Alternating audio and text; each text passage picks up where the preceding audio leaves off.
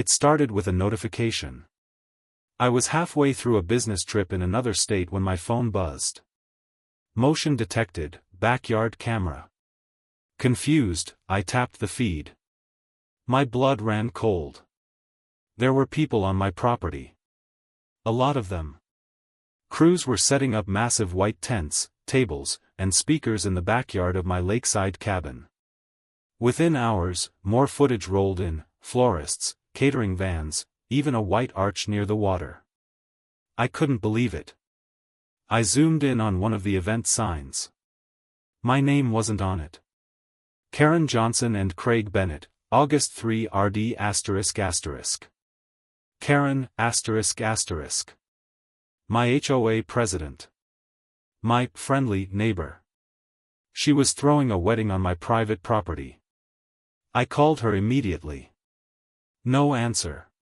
Then I called the sheriff's office. The dispatcher said they'd check it out, but couldn't intervene unless someone was home or there was visible damage. So I did what anyone would do. I booked the next flight home. By the time I landed and drove back the next morning, it was surreal.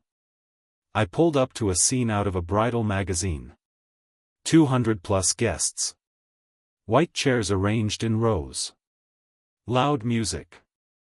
A professional photographer snapping pics as Karen posed with bridesmaids in my flower garden.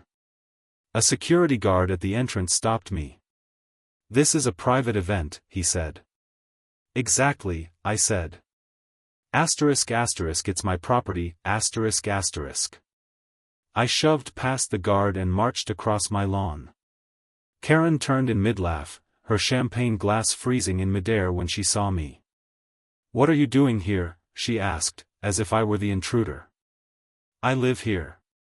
She scoffed. "You weren't supposed to be back yet. I told the HOA board we'd use the lakefront for the wedding. It's community property." "No, Karen. That's my deeded land, you know that." She tried to wave it off, but guests were watching now. Some looked embarrassed. Others confused. I spotted the catering crew in my kitchen. I walked in and told them to pack it up. Immediately. Karen stormed after me. "You're ruining everything.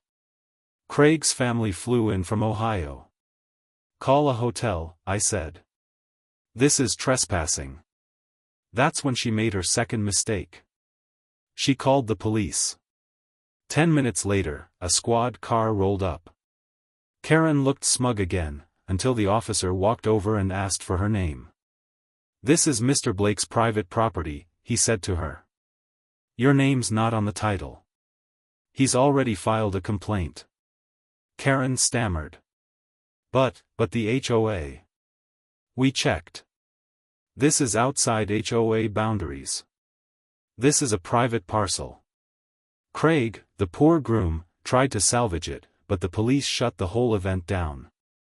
The music cut. Guests were ushered off the property. Tables collapsed. Chairs packed.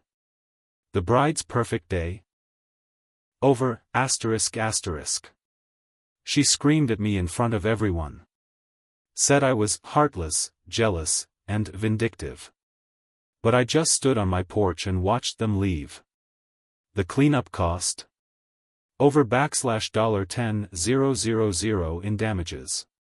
And I had the security footage to prove it. Karen tried to fight back. She told neighbors I was spiteful. She claimed I ruined her life. That I should have let the wedding finish. But the court didn't see it that way. With my footage, flight records, and land deed, I filed a civil suit, and won. She had to pay $17,000 in damages, including legal fees. Her HOA presidency? Revoked. Even better, a local blogger covered the story. Bride breaks into neighbor's property for dream wedding, gets shut down. It went viral. Now Karen's infamous online. The video's been shared thousands of times. As for me, I installed motion-activated sprinklers and built a fence. Weddings? Sure. But only if they come with a signed rental contract.